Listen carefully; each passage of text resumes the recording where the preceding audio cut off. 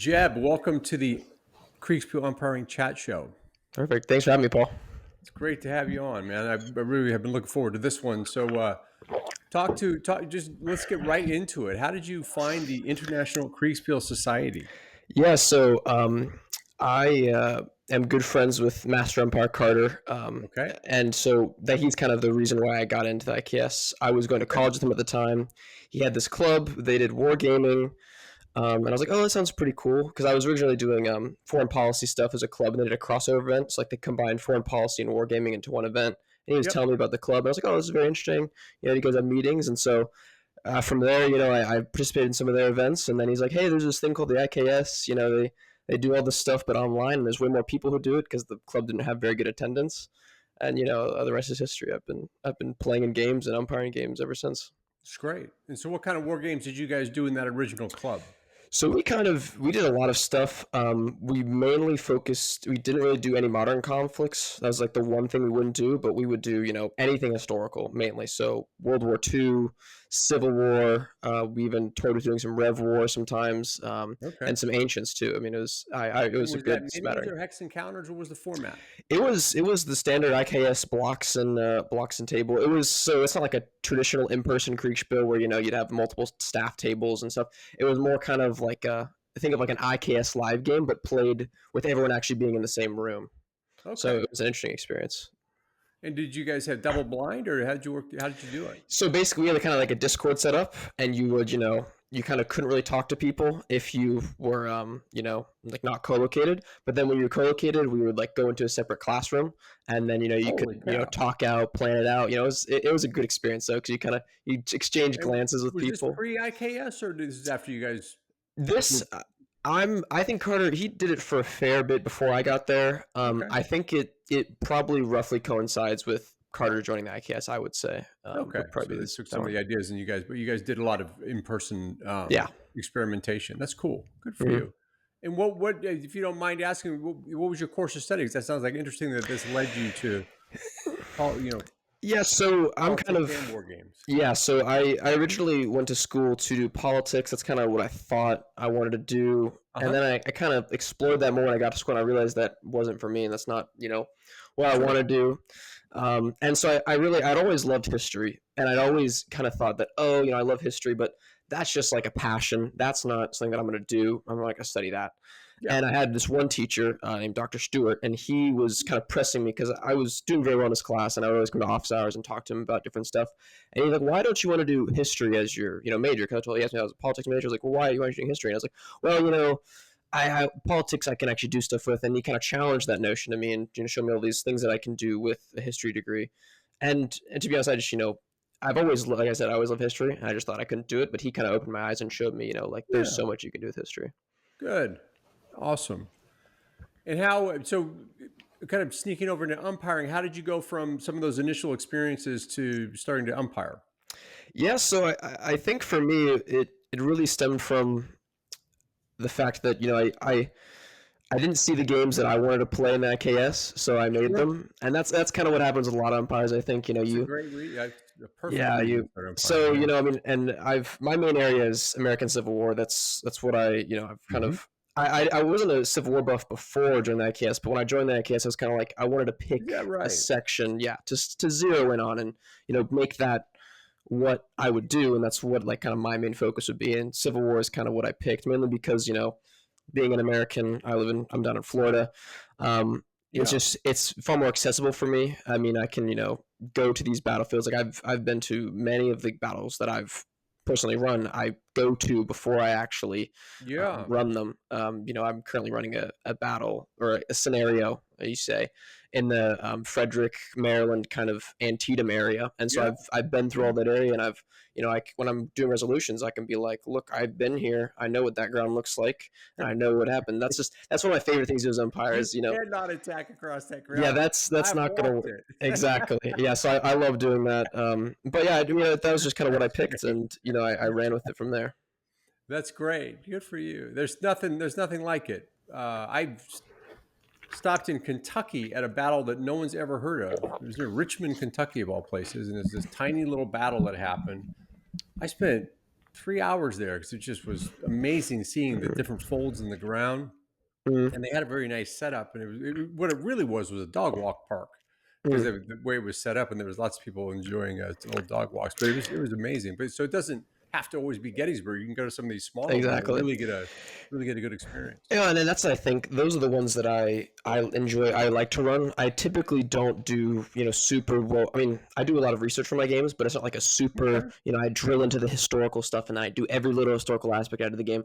I kind of will see a historical scenario, event, battle, and kind of tweak it. Well, maybe instead of being there, it happens a little bit further this way. Maybe instead of that division, there's a different division, or these guys have more people or less people to kind of deal with that big problem as an umpire where history happened and players can go back and look at history. Yeah. So I that's my kind of counterbalance is like I never really truly just run the battle that happened. I tweak it a bunch, but it's like kind of roughly similar. That's a great idea. Talk about some of your favorite tweaks or kind of ones that would work really well for you. Yeah, so one that I always do, and I think it's the most important one to do, especially if running a historical game as an umpire, is tweaking the order of battle. I think it's, that's the biggest thing that people can very easily just like find on Wikipedia. Like, oh, there's the battle. Oh, Wikipedia right there. And then you can see the opposing forces. So I really do, whether, I change the troop numbers, that kind of, that depends. But typically I'll mess with the organization a little bit. So maybe instead of having 4 medium-sized divisions, they have 3 big divisions, or maybe I've split 3 big divisions down to 4 divisions. Just kind of so people can't just be like, oh well, on Google it says this is the organization. Right. So I'm pretty sure I'm probably facing maybe one of the divisions here, and then there's some support from the cavalry. So I like to, because I don't want players when they're playing my games to. Well, I love a player who's really appreciates the history. I don't want my players to be going back through the history books trying to get an edge in the game. Yeah, for sure. And fitting a historical order of battle to the number of players that can enjoy the game also helps stretch it a little bit in a good direction, right? Yeah, and from an umpire perspective too, it's an amazing thing to do in terms of your workload. Like there's one battle I'm thinking about doing. I'm in the early stages of research, and I'm looking at the order of battle, and I'm saying, okay, well this section of the army has a lot of people commanding not a lot of stuff. Right. Or maybe it's, a part of the army that I don't really think is going to be doing much. So instead of having it down to the division level, I might just say, okay, you know what? Get rid of all those divisions. We're just going to have one like big division, or maybe I'll call it a corps or something like that to like reduce the workload of having to do 2 or 3 less updates every turn. Yeah, and makes it more interesting for that player because they have more to work with. Exactly. Right. Yeah. Okay. And so what are some other ones? So order of battle is one way you can tweak do you play with terrain at all, or you keep that pretty? So the current game I'm running right now is basically based around the historical battle of Monocacy. So that was a battle that happened, kind of on the road to DC. Early came up the valley, kind of surprised the Federals. They didn't really see it coming. Pushed his way through the Federal Army of Western Virginia, and kind of came across the Potomac and was arching towards DC. And so what I kind of did with that was I was like, okay, well instead of them meeting here, what if I just like moved where they met? Instead of meeting in that area, the Federals are able to get a little further up, and they can kind of roughly make contact in this area. And so that was one thing I did to try and the players, the CICs both were able to just like look. I mean, especially on the Union side, because they're in the more defensive posture. They're trying to protect DC is roughly what their objective is. Not spoiling anything for the game, but. It kind of, he had the CIC, I think his ARP, he had a lot more options, and he still does have options really to like where he wants to make his stand, because he was at one spot, but he can move there, he can move somewhere else. I mean, he has all these different decisions he can make, and so, that's one thing I want my CIC to have. It doesn't always need to be the case, but I kind of like sometimes for the CIC to be able to kind of be in a little sandbox, to be like, you have a couple good options that can work, and, you can choose any of them, we'll see how they go. All right, great. And it is a completely different game, just moving it up the river as you described, because you're talking about the decision set is completely different. Exactly. Yeah. I mean, historically, the Union didn't have, they had some places they could use to defend, but now in my game, they have some mountain ranges that they had to choose from rather than just a river like they did historically. So, it's just been better defensive positions and makes for a completely different scenario. How do you get smart on or up to speed on Civil War action? Kind of what happened? Read a lot of history. Or how do you? So if you could see my POV, it's maybe 20 books there, 5 there, 10 right there. A lot of I love books. it, man. A lot I of books. love it. So yeah, I'm a big Good reader. for you. So currently, I'm focusing on overall strategy. I'm reading a book about just the overall strategy of the Civil War, and a Okay. book that's a kind of a case study, giving little like snippets of battle reports. So it'll talk about like one regiment facing another regiment, very small scale breakdowns of historical battles, and not just in like a format report. It's like the author has gone through, read all the reports, and kind of summarized it, and then Yeah, yeah. given key takeaways for the engagements. And that one I'm really enjoying because as an umpire, Yeah. getting a POV of these different aspects and small engagements is, I think, really helpful, especially for things like turn Yeah. resolution. Yeah, And it kind of absolutely. just gives you ideas too. Like I'll read things and they'll be like, "Huh, I've never thought about that before." And that's kind of how a lot of things are in combat, where it's like a thing you wouldn't even consider turns out to be a pivotal factor in this little skirmish between two groups of 1,000 guys. And how do you source your books? What are your favorites? Or what style of book do you like? The narratives? Do you like more historical? I kind of go all over the place. I mean, Mhm. typically I get books that are relatively niche, like they'll follow a person or a specific battle or a specific, campaign Okay. generally. So I pick relatively niche books, and those, there's one person, a historical figure I'm interested in learning more about, named James McPherson. He's a Union general fought out west who, Uh-huh. is kind of relatively unknown today, but if you're a Civil War buff, you probably remember the name. But so I want to learn more about him, and I'm looking for books about him. There's like 2 or 3, so I don't have very many to pick from. So a lot of times, just by picking a very narrow, topic, kind of Yeah. already cuts down to most of the books for me. And then from there, I'll look at the author, see some of their previous works, if they're a prolific Civil War author or not. And that wouldn't, decide whether I get their book or not, but just kind of help me inform my Right. decision on what kind of book I get or which one I And do get. you troll the old online PDF libraries, or do you go to some more I traditional I booksellers? I'd more tradition. There's Better World Books if you're a history buff and you want to get into some books. Better World Books, if in the Better U.S. World of Books. I can get books that cost $30 on Amazon used for $5, and they're good quality. There's not And bad is that quality. betterworldbooks.com? Yep. And so Okay. it's kind of like a charity. So like they get donated books and they sell them for profit, and Okay. they use the money to that's how they're able to sell them for such a low price. I was in Grand Junction, Colorado. Just the charity aspect triggered this memory. Grand Junction, visiting friends, and Grand Junction is a small town in western Colorado, and there was an antique store. Mm. And so my wife wanted to go look at that, and I walked downstairs, and there was this whole place of books, and basically it was a charity section were from estates, and I found this amazing store. They were basically anecdotes from the American Civil War. It's the Really? most amazing book, hardcover, and I bought it for like $1.50. But like That's this is nice. the kind of stuff you find at these charity, Yeah. What's that books. book called? I mean, I love Civil It's War anecdotes. So Tales of the American Civil War. perfect. Thank you. I'll I can write put that down. yeah Add it the to the front of list. but amazing little anecdotes. A lot of them that you heard before, but some that are Some fresh ones. just uh, really. And the whole premise of the book was that the Civil War was a storyteller's war, and Mm, everybody would come back from that war and sit around back in their hometowns and weave stories and write a lot about it. So and interesting. they were sharing a lot of that. So anyway, it's great. Betterworldbooks.com is a place to find books like that. Yeah. Okay. I've also found ChatGPT. You can actually put in ChatGPT a book that is in a in an inert bibliography in some PDF that you found. It will find a location for it. So I found a lot of PDFs that way of Interesting. Russian regulations, all kinds of crazy stuff. Yeah. It's a great time to be a researcher. And so when you Definitely. research, what is it that you talked about in orders of battle? Then obviously you know your areas.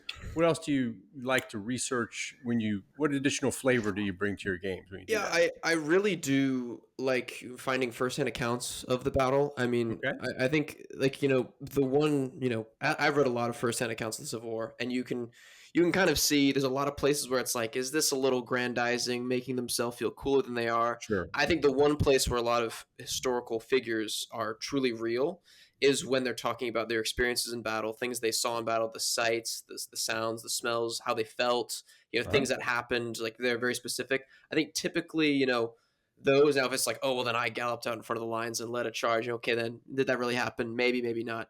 But Right. more things like well, then this unit, did this thing. Like I was going to give an example, but that might give away a battle that I'm going to do that I'm trying to keep secret. So, but yeah, so yeah. But no, yeah, so I do love first person accounts because a lot of times you can get little snippets that you can incorporate in your game.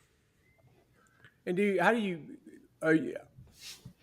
you know the whole Civil War in general, or are you good with certain theaters? Yes, so I have fallen victim to the Eastern theater importance. Eastern theater. I don't know what you'd call it, but that kind of cult of the Eastern theater. Sure. And I'm trying to knock that. I'm planning to go out west in about a couple months, 2-3 months. I'm going to be heading out west to see some battlefields out there. But yeah, no, I've definitely mainly focused on the Eastern theater now, but I'm looking to diversify. Okay, that's great. If you ever make it over to Bentonville and Pea Ridge, that's a pretty amazing battlefield. Yeah, that's an interesting one. I've played in a Pea Ridge game that James ran one time. That was a pretty fun game. And there's plenty of Walmarts to go get a hot dog at or whatever you enjoy. That's great. So talk about your process of giving feedback to your players, and kind of if you change in a historical battle with its order of battle or its location, you kind of have to tie it up at the end, I think. Talk about how you do that, or just some of your thoughts on that. Yeah, so for tying up games, I like to focus on, I try as much as I can to keep a narrative AAR, which kind of basically what I'll do is after a turn that I resolve, I'll give a couple screenshots, a couple zoomed in screenshots, and then kind of typed report. I'll break the battle into sectors and just be like, here's what happened in this sector. Here's what happened in this sector.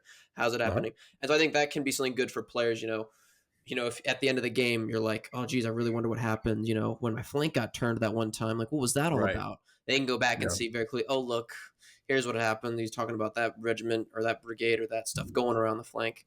And in terms of like, the general, just like educating the players on the scenario, I again kind of falls into AAR, just kind of, at the very beginning I'll post like a current status. That's the one I'll put the most detail on, because sometimes I don't always do the typed reports because, I've my time is, I spend a lot of time, doing things other than Kriegsspiel, and that kind of sucks, but it's the reality of life. And so, after I do a bunch of screenshots and, do the update and the resolution, the last thing I want to do is, spend another like 30 minutes, 45 minutes typing the reports. That's the first thing on the chopping block if I'm ever trying to save time. That's the problem with AARs, right? Yeah. So I think every umpire feels it. Yeah. What so given the fact that you're a busy person in non-Kriegsspiel life, I guess we'd call it, what size games, what limit the player size do you try to shoot for just to keep that under control? Yeah, so I learned, like every umpire, when you're asking advice, always says, don't start with a big game. It's a mistake. I learned it the hard way. I was like, I came off of helping Carter umpire his 120 person Antietam game. And I was like, oh, I could handle 40 people solo. That sounds like a good idea. And I could not handle 40 people solo. Yeah. So that game crashed and burned. But so what was your question again? I went off on a tangent there. How many players do you find settles out, just given your schedule? Typically, I mean, maximum would be like 16, 17, I think. Because I also, the problem with when I did a 40 player game is I could kind of get a turn resolution out. It just would take a long time. Yeah. And the update quality was, not where I wanted it to be. And the biggest thing for me as an umpire was like something I've experienced in games that I've played before is I kind of feel like I've been cheated a little bit. And I'm not doing that to say, negative things about other umpires. It's just umpiring is a very difficult, challenging thing. There's a lot of, you're managing all these people. It's a challenging thing. But I want to do my best to make sure, when a player, if something happens in a game and they get overwhelmed or their flank gets turned or their pitching gets turned, I don't want my players to think, oh, the umpire, didn't tell me this detail or tell me that. So I like to make sure, the players have all the information that they would realistically have, and then they have it in, clear, short, readable form, or relatively short. I say short, and then my updates are way too long. But I think that's really important to, keep the player count low to make sure, things personally for me don't slip through the cracks. And I forget to tell them about this report or get this dispatch from an NPC subordinate. I think it's important to, make sure that I'm doing my best for my players to make sure they can, get a good experience. So walk through, and I'm doing this because you know how you watch another person use a computer and you watch them use the keys and you're like, it's completely different. You're like, why did you do that? Oh, that's just because I learned. We're like, we all have our own style. So walk through a turn resolution just so we can all You're the first umpire we're trying this with. All right. Hopefully, just break it down into real detail. Like, what are you looking at? What do you bring up on the screen? What do you use for dice? Just walk through all the details. I think other people would love to hear what umpires do. So just walk through a turn. Got it. Yeah. So for me, I'll start the turn. I'll kind of do a general perusement of everyone's orders, because I'm relatively familiar with the situation from the previous turn, so I don't remember all detail, but I generally know what's going on. So I'll peruse everyone's orders in general, just to see, okay, would that conflict with anything? Is there any, stuff that I'm going to need to really focus on? Because this thing, will I need to break anything down? I typically do my turns, at least when I'm doing combat resolution from my end, behind the scenes, it's about 15 minutes every move up I do basically. Yeah. And so do I need, I looked, is there any place that I need to break it down less than 15 minutes? Is there any place that I think, this action is going to be I really need to measure this out and see how it's going to go. Okay. And then, after that's done, I kind of go through, I like to chunk up my battlefield if I can.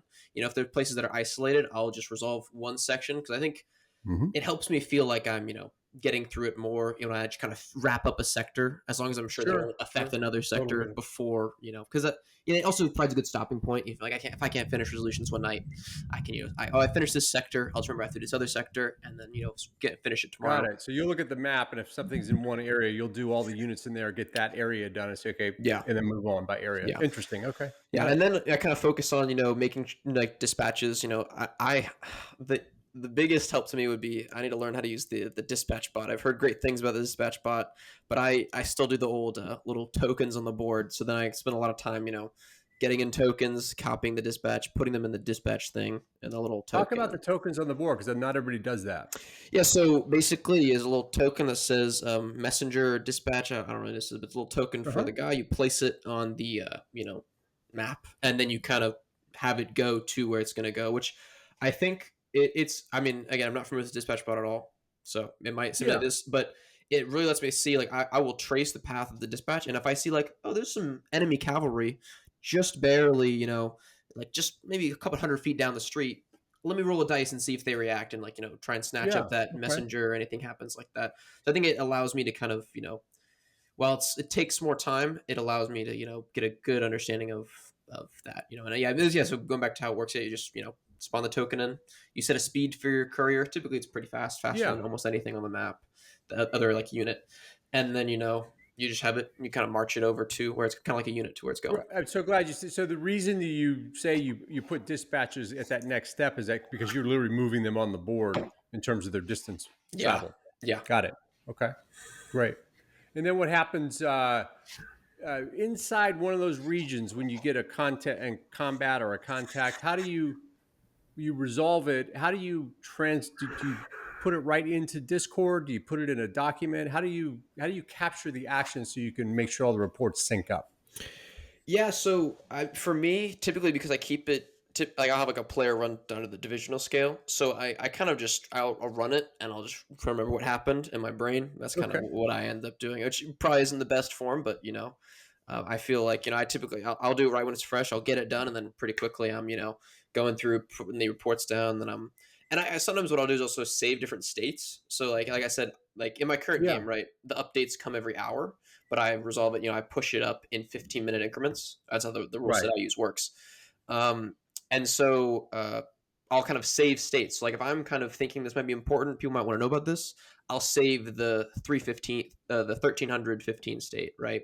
Or and then the furthermore states that I can kind of save that for myself, for people to see later if they want to look at it, or for reference for me as well. Got it. And when you save a state in TTS, you're using the time in game basically. Yep. Yeah, I do that as well. Okay, gotcha. Great. And so you talked about the different areas of the map. So let's say the northwestern part. Do you write all those reports fully and put them in the players' channels and then move to the center part of the map and the other parts? Or how do you do that? I typically do like to do that because, again, in my brain, it's okay, that section is done. I finished it. I don't need to think about it anymore. Now I just got to worry about this other much bigger blob in the south that has a lot more stuff going on.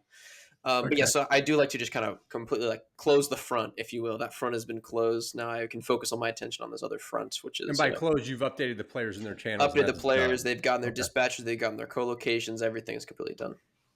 Got it. Okay. Cool. And then combat, what do you actually use to generate random outcomes? Do you use an app? Do you use... I use the Citizen Soldier rule set for Civil War combat. That's my main rule set. I mean, you know, I think it's a pretty good system. I mean, I think it encapsulates, you know, the kind of the chance of warfare, you know, that a completely fresh unit can, you know, arrive on the field, take one volley and break because of some unforeseen circumstance. And a unit that has been, you know, has been run down quite some bit can still, you know, stand up to a fresh unit and only stumble back a little bit and then reform. You know, both those things are possible. Now, the chances of them happening are, you know, very small, and so the dice are scaled to replicate that. You know, what's the origin of the Citizen Soldier set? Is that a minis? I'm not familiar with it. So it's that's Carter's rule set. It's his. It's the rule set that he made, and it's on the IKS website if anyone is interested in using it for a game. But yeah, so got it. And what's the nature of the die there? Is that a 2d6? Is that a So it's a scalable one. So it's every unit's a d20, and then the more hits you take, the dice changes. So it goes from a d20 to a d12 to a d6, and then as the dice get smaller, there's less and less good options. So that'll happen on the dice roll. Yeah, right. Yeah, makes sense. Okay, cool. And then are you rolling those inside TTS, or do you roll them in an app outside? I roll them in TTS. Yeah. Entirely in TTS. Okay, got it. Any tricks you use in TTS that other people could copy?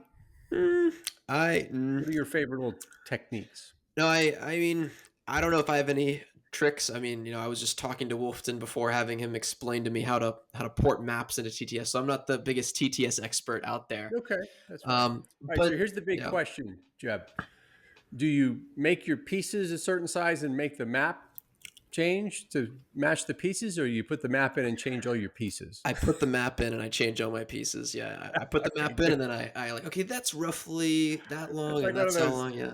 Right, glass half full, glass half empty things. Yeah. But they both work, but everybody gets really worked up about which one they do. So you're a map and change the pieces. Map, and then the pieces fit the map. And just like IRL, you know, the troops fit the terrain.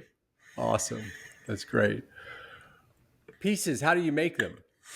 You know, I'm a very lucky person. You know, there's so many scripted ACW pieces out there that, you know, I can just, you know, as someone who runs ACW games, I can just look, boop, there's the pieces I want. I can just type in my information that I want. Shout out to Chief. Chief, I don't know if you're hearing this, but Chief always indulges me when I'm like, hey, Chief, you know, I need these commander tokens with a portrait that look really cool. Could you make me one of those? And he's always like, yeah, sure, I'll get them to you eventually. So yeah, the Chief is my my commander token. I'll get them after I make all these other pieces of people's funny faces on them and the different ages. And here's Napoleon when he was 13. Here's Napoleon when he was 18. I've seen Chief. I watched Chief and his. I don't know if Chief actually exists. I think he's like Satoshi, you know, the founder of Bitcoin. Yeah, he's a mystery. IKS version of that. He's like he's in the cloud. Right? Yeah. Anyway. Good stuff. What's been your favorite game so far? That is a good question, and I would say, Through Hoover Gap by the Gobbler. I played that game. Okay. That's a game. It was so good. Every couple weeks, I'll just go back and think, man, you know, I played that game. Was so much fun. I just enjoyed it so much. It was an ACW Western Theater game. Yeah. You know, I mean, the detail he went into, the work he put in.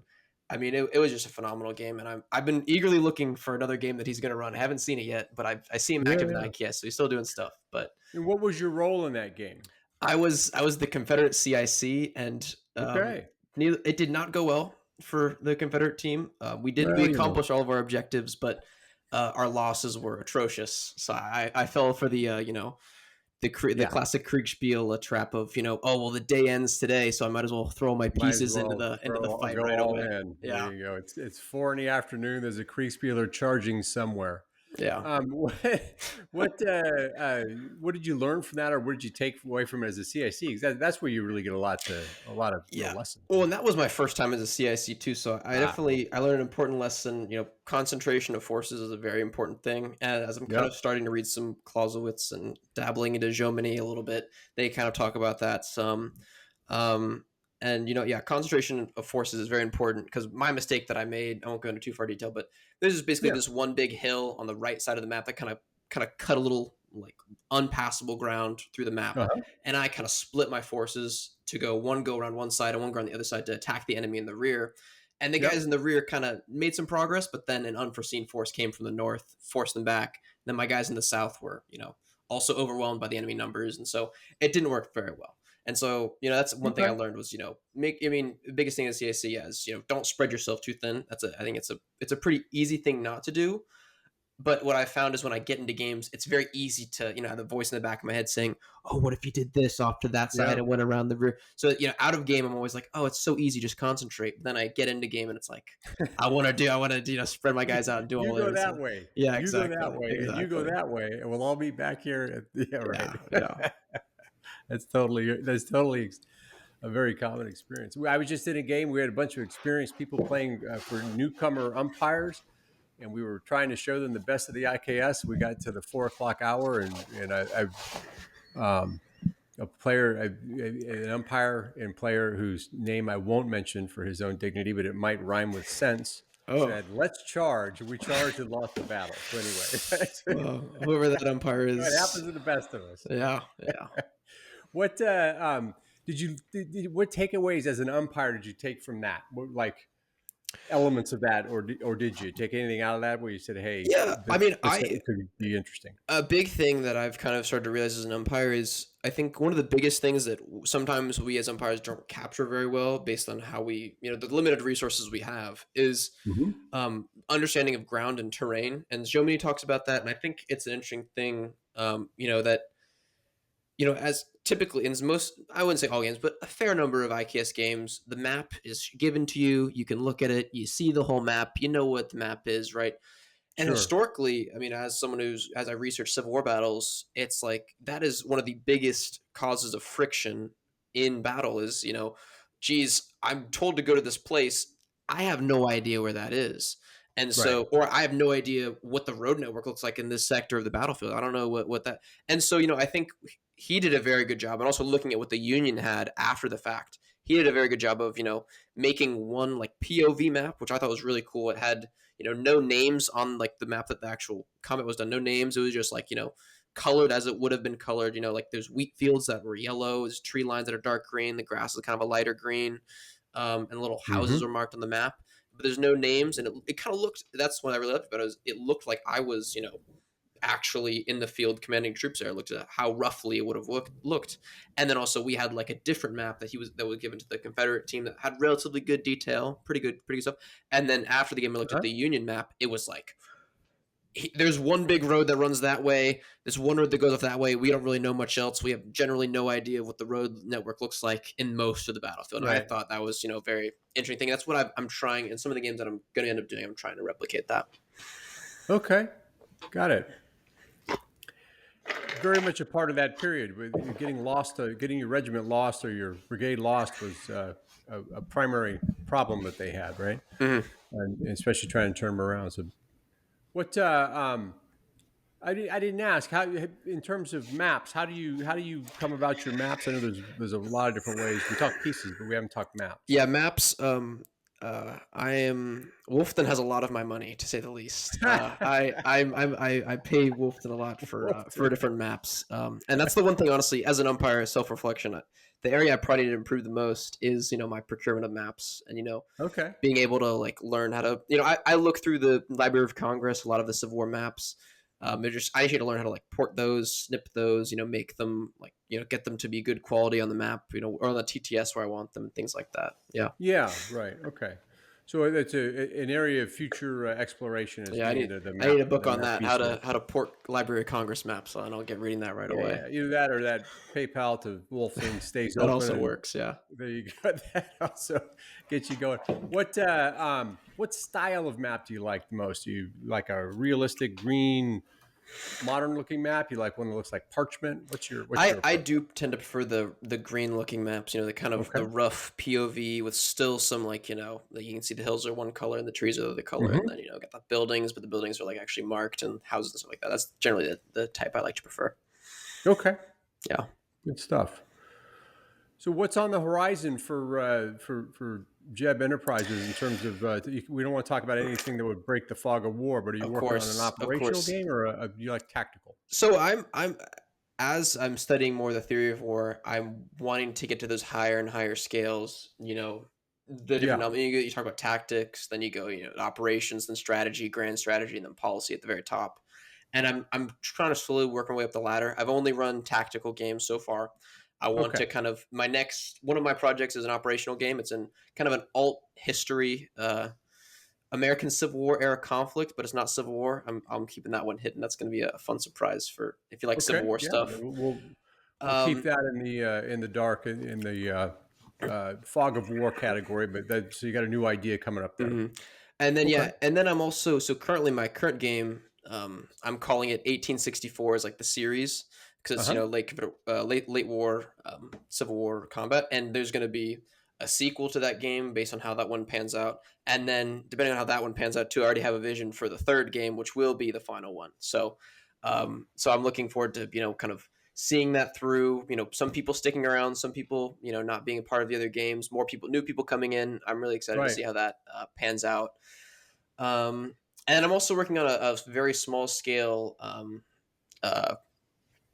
brigade level game. It's going to be like I think I'm probably like 5, maybe 6 players, but it's going to be very small scale. And that's where I'm really, getting good maps that have, relatively poor, I'm trying to to simulate that, like what I was talking about earlier, the bad understanding of terrain. So I'm really going to small scale so I can really drill in on the players, give them good reports and, kind of try and get as close as I can to, replicating the true fog of war that, a military commander would. So would that brigade be part of a larger battle and they just have one segment, or are they operating independently? It would be independently. The scenario I have in mind, it'd be a few brigades going up against each other. Yeah. Okay. Yeah. In the you've mentioned a couple of times you're doing a little study of the theory of war in Germany and in Clausewitz, etc. How are you directing that, and kind of what are you up to with that? Yeah, so I'm currently I'm reading through On War by Clausewitz. Now it is dense to say the least. Meaty. I mean, it's I think I'm on like page 40 or something of the actual text, and I'm really awesome. I'm going slow because with the Civil War stuff I can very easily speed through it. There's a lot of stuff that I can go, oh, I remember that, I know about this. Clausewitz, it's like, all right, hold on, let me reread this whole paragraph again. I need a refresher of what he just said. But yeah, so I would definitely recommend though, because what I did try to do when I was first getting in military history is I tried to jump into Clausewitz first, and I think that's a mistake. I think find something you love in history, find like a combat, some sort of war that you find enjoyable, study up on that, and then kind of reach back. And I think the best thing about it is when I'm reading through Clausewitz now, I'd be like, oh, look, he's talking about that thing. Oh, I can clearly see that applied to this campaign when that general made that mistake or that correct decision. I think that's an interesting thing to do as I'm reading through. I think you've just pointed out something really powerful and important. I want to highlight it. It's the pattern recognition of what you see on the Kriegsspiel board over and over and over again starts to allow you to read Clausewitz with some level of understanding of the basics, where you say, okay, he's talking about X. I've seen that in the 5 or 6 battles around employment of artillery. Or my favorite Clausewitz portion is about the defense of mountain passes. He spends an enormous amount of time later in the book. You'll find out talking about elevations and all kinds of crazy stuff. Yeah. But great. So that's cool. And what Germany you've been spending some time with? Germany, I have a much less understanding of, because my military history mentors didn't have very nice things to say about Germany. They weren't a big Germany fan. So I kind of, first off, I'm at Clausewitz because that's kind of, an American military studies program. Clausewitz is like, basically God. He's the one you read. He's the guy who, who's the guy you follow. But I'm definitely interested in learning more about Germany, but my Germany is very surface level. I haven't read any of his stuff yet myself. Okay. And what would be, if you were to reach total success with this theory program, the Jeb theory program, what would happen? What would you have read, and what would you do with it? That's a great question. I mean,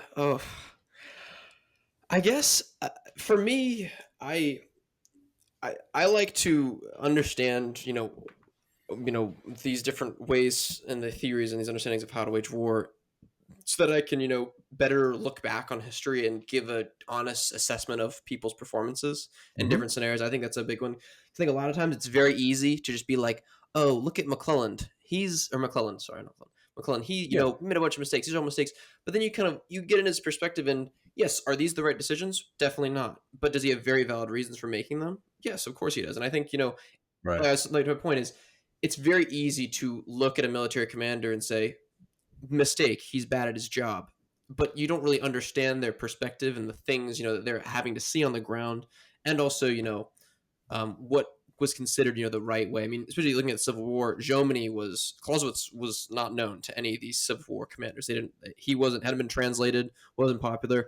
A lot of them had read Jomini. Jomini was the French were the best military people considered in the day.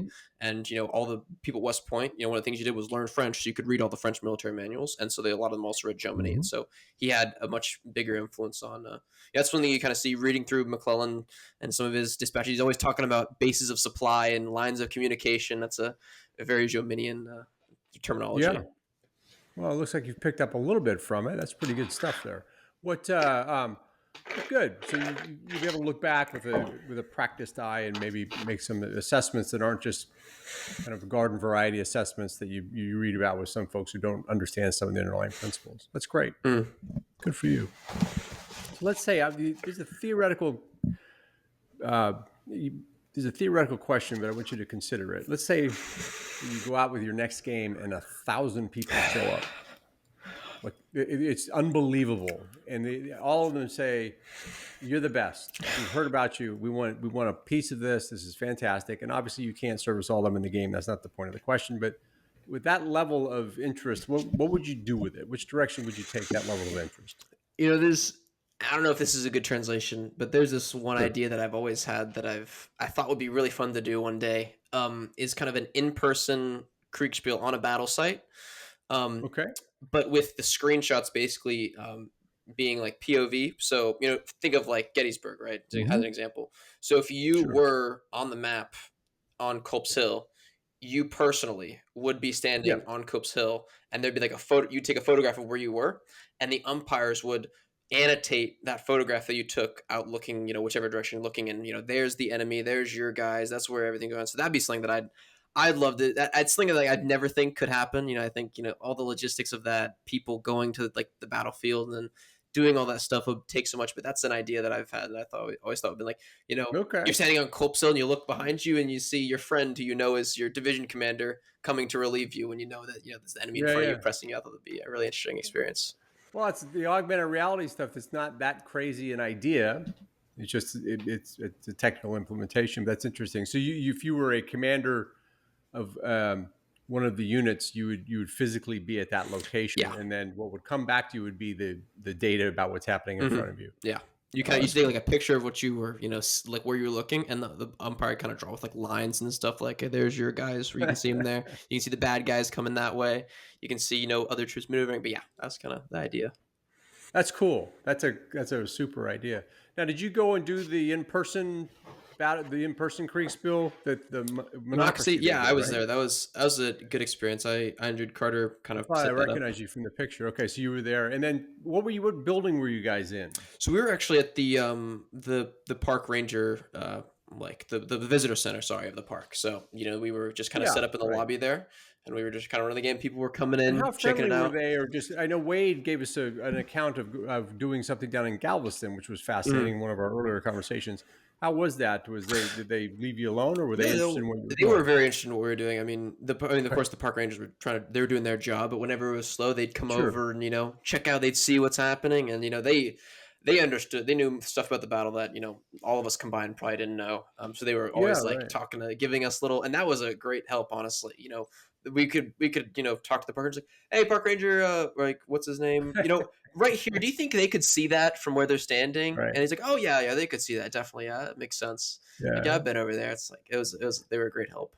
Well, that's actually a terrific thing that you did, because if you think about being a park ranger and so much, most of the people that come there are kind of one dimensional. What happened here? What color were the blue guys wearing? Kind of thing. Yeah. Where when you were demonstrating an additional level of interest, that must have been really gratifying for them. That was definitely, because a lot of people will come through, kind of come in, pick up our brochure, ask like one question, and leave. Yeah. Or we kind of just set up in the lobby and we were just, where's the dog walk?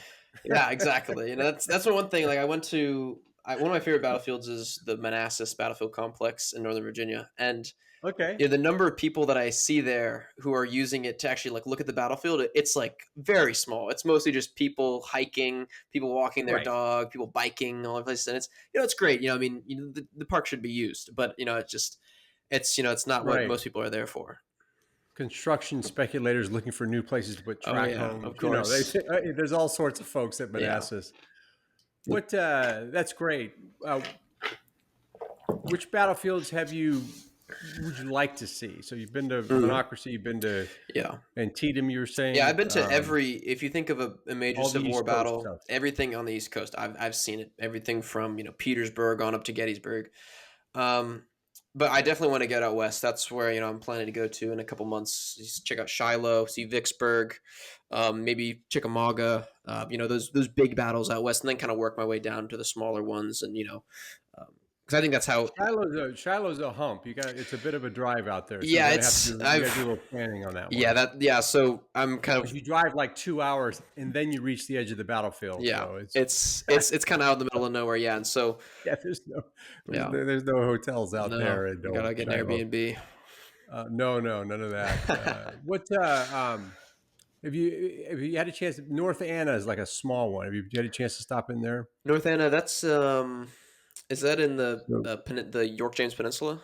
I think. No. It's where's North Anna? I stopped in there. James famously did a North Anna game, and I saw it on the map. The name rings a bell.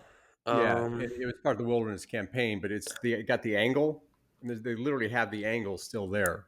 Anyway, so that's a good one. Give that a shot. Oh yeah, I think I've been to North Anna. Yeah. I did. We did the whole. They have two trails. Yeah. One is the Confederate Trail, where it's all wonderful and talks about how the heroes were, and then the Union Trail talks about how the commander was drunk. So you can tell which society. You get a good idea. Together.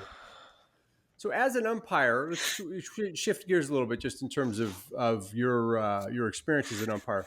As an umpire, what more can we do to support umpires, make it easier to umpire? What are things that the IKS and its environs can do to make it just easier to umpire? Yeah. I think the biggest thing is, finding a small group of people who you've just met, you've talked to, and, you enjoy, hanging out with, who you can kind of like be umpires together with. People who, umpiring, for me at least, the biggest downside of it is it can feel very solitary. What am I trying to say? Solitary. There we go. Sorry about that. Sure. When I'm trying to do resolutions and doing all these reports, I'm just kind of sitting alone in my room, typing away, snipping away, moving pieces, and it can kind of, you clearly see the players interacting, but you don't really get much back. So I think, having a few people who, you can just hop in a VC with and, kind of talk about, just to be with while you're umpiring, I think is a really big thing. And just kind of, also, as an umpire, I always, if I ever see a Civil War game go up and I'm not going to play in it, I'll always spectate. I think, having a group of good spectators who are engaged is very important as an umpire, because then again, it makes you feel like, okay, I'm not just, of course the players are in it, but, the players are in it because they're, they're wanting, the fun time of playing, in a Kriegsspiel, which is a boatload of fun. But so, you get the spectator POV, and they can kind of, they have the same view that you have, where they can see everything and they can provide interesting commentary. And I think that's a really important thing, is just, being a good spectator as well. How would we as a group help each other find kind of like-minded umpires? Obviously, we can go into these different channels and see who's posting stuff on ACW or whatever. Yeah. I mean, any other thoughts? I that is kind of the challenging part, is